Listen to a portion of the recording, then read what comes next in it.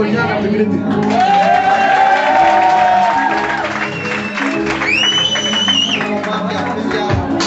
Πρόσεξε να μην ξεγελαστείς μπροστά σε βλέμματα που θέλουν να δουν από σένα να κάνεις λάθος κινήσεις.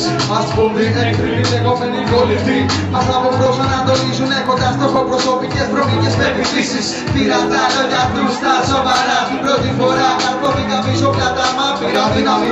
Πάλι τώρα ξέρω πως σκοτώνεται να φύγει και να κόψεις το κεφάλι. Κρατώντας τα μάτια μ' ανοιχτά γίνομαι προσεκτικά κι όσοι θέλουν να μου φερθούν φίλοι καπούτσικα ήδη φάγανε εκεί βλέπεις αυτή την εποχή σπανίσει η λέξη εμπιστοσύνη σαν έννοια. Κάποιοι θέλουν να αποκτήσουν όνομα, μα τώρα στο όνομά μου κάποιοι φέρονται μαγένεια. Στο πρόσωπό μου εμπιστοσύνη δεν έχω πια ούτε στον εαυτό μου. Με καχύποπτο βλέμμα αποδοκιμάζοντας το σάπιο του στόμα. Αφήσεις ένα δηλητήριο ψέμα ακόμα.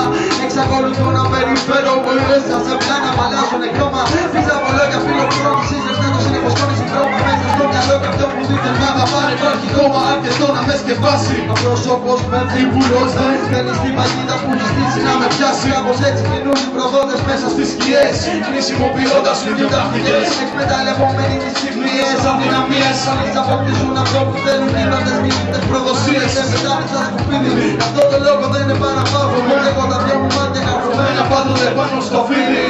Τα μάτια μου στο φίδι. Συγγνώμη.